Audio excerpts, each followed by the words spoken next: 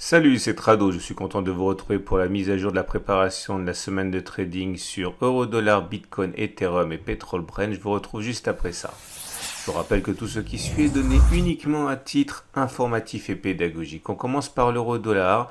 On voit les données journalières et les données journalières illustrent une résistance sur laquelle nous sommes actuellement comprise entre 1,1694 et 1,1760 selon la règle du changement de polarité habituelle qui est qu'une zone de support qui est cassée a tendance à changer de polarité en devenant résistance et c'est la raison pour laquelle depuis 6 séances en fait on cale sur cette résistance. Le support principal en données journalières est à 1,1614, 1,1630 ici à l'origine du rebond du 25 septembre.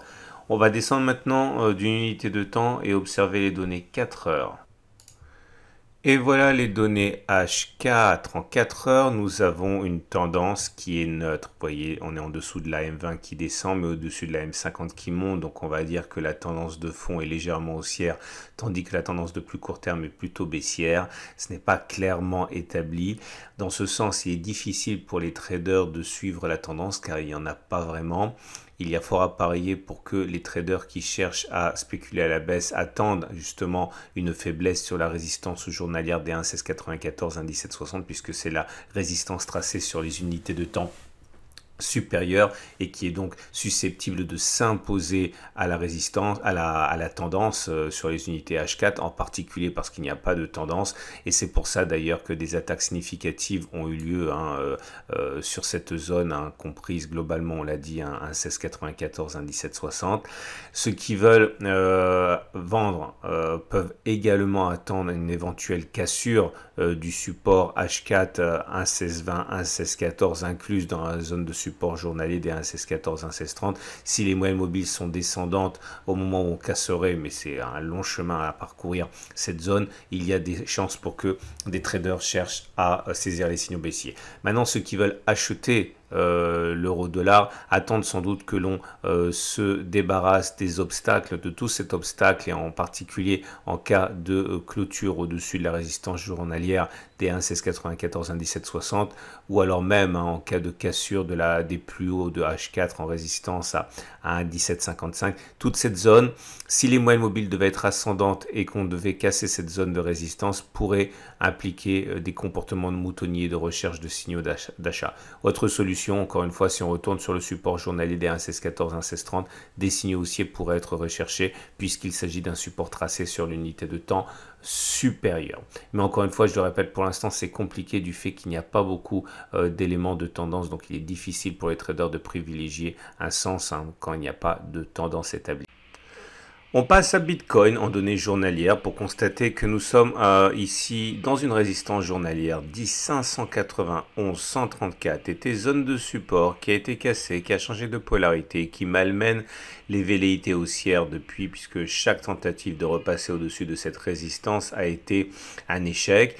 On repère tout de suite le prochain support journalier qui est à 98,70, 10,088 par Bitcoin. On descend d'une unité de temps, on regarde les données 4 heures. Et on enchaîne donc avec les données 4 heures et nous avons là aussi une tendance qui est difficile à cerner avec des cours précisément entre la moyenne mobile à 50 périodes qui monte et au-dessus de la M20 qui descend. On ne peut faire plus neutre, on ne peut donc faire plus difficile également pour trouver une tendance. Ceux qui veulent trader dans le sens haussier attendent sans doute que l'on passe des repères déterminants sur les unités de temps supérieures. Alors, première solution, clôturer au-dessus de la zone de résistance journalière qu'on a mentionnée préalablement, c'est-à-dire clôturer au-dessus des 11 120 à peu près. Ceux qui veulent de manière plus rapide, spéculer à la hausse en cas de résistance, 4 heures cassées avec des moyennes mobiles à 20 semaines, et à 20 périodes et 50 périodes qui monteraient, eh bien, peuvent essayer de le faire, mais ils seraient encore exposés au fait que nous soyons dans une résistance. Autre solution, spéculer à la baisse en cas de cassure du support 4 heures 10 384, 10 464. Ça peut être intéressant si les moyennes mobiles à 20 et 50 sont descendantes. Autre solution pour la spéculation à la baisse, eh bien, un signal de qualité dans cette grande résistance journalière qu'on a déjà mentionné 3 fois pourrait être à l'origine de saisies de signaux baissiers. Il y en a eu beaucoup de signaux baissiers qui ont été saisis parce que justement on est dans une zone de résistance tracée sur les unités de temps supérieures. Et voilà le graphe de l'Ethereum en données journalières. On voit que la résistance journalière des 390-394 est maintenant clairement établie. Notre prochain support est à 330-310 à l'origine du rebond du 5 septembre. On descend maintenant d'une unité de temps. Et voilà les données 4 heures avec une tendance là également neutre, vous le voyez, hein, on est au-dessus, enfin on est compris pour l'instant entre la M20 et la M50. Néanmoins, il suffirait de faire un petit effort vers le haut pour avoir une tendance haussière avec des cours au-dessus de la M20 et de la M50 qui toutes deux montent. Dans ces conditions, une cassure des 363-368 pourrait donner le coup de départ à une nouvelle impulsion haussière. Des traders seront sans doute attentifs à un signal haussier au-dessus de la résistance H4, bien sûr, si les deux moyennes mobiles sont encore ascendantes à ce moment-là.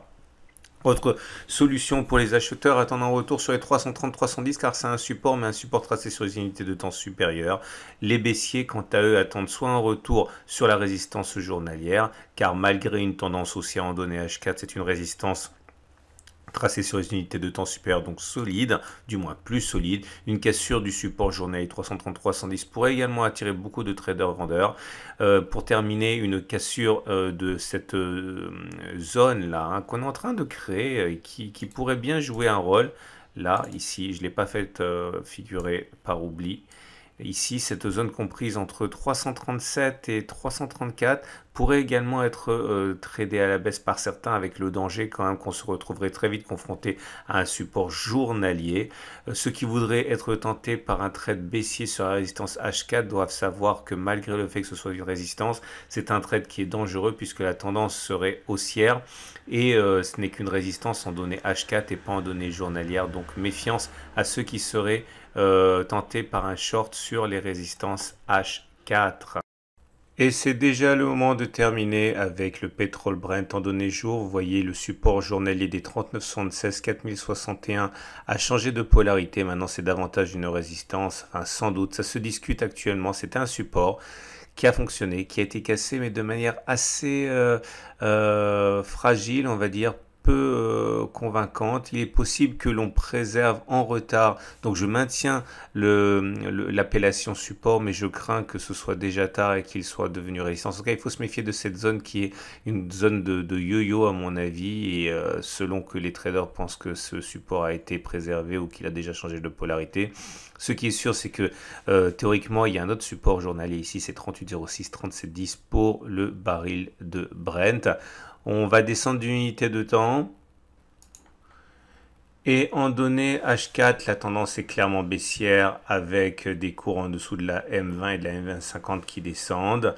Ceux qui ont un biais baissier attendent sans doute soit que l'on échoue sur cette zone 39,76, 40,61 dont on peut déjà se méfier, on l'a vu, hein, parce qu'il s'agit peut-être déjà d'une résistance. Autre solution, attendre que l'on revienne sur la résistance des 40,82, 41,39, mais qui présenterait également des difficultés parce que si cette zone est bien restée support, spéculer à la baisse sur la résistance H4 risque de nous mettre très vite en contact avec le support en unité de temps supérieure. Sans doute que les plus prudents attendent un éventuel échec sur, enfin une cassure du support H4 des 38,80, 39,37. C'est également une solution. Pour ceux qui veulent acheter, soit ils considèrent que c'est toujours un support journalier à 39,76, 40,61 et dans ce cas, un signal d'achat pourrait être mis à contribution. C'est un petit peu dangereux. Autre solution, attendre que l'on revienne sur le support journalier suivant des 38,06, 37,10 le baril. Quatrième solution, on peut acheter en cassure de la résistance H4 des 42,33, 42,57 si on pense qu'on a détecté un signal haussier, à condition que les moyennes mobiles soient déjà ascendantes à ce moment-là. Voilà ce qu'on pouvait dire. Je vous invite à regarder à la fin de cette vidéo la préparation de la semaine de trading sur les indices et également la préparation, la matrice d'analyse technique de moyen terme pour les indices.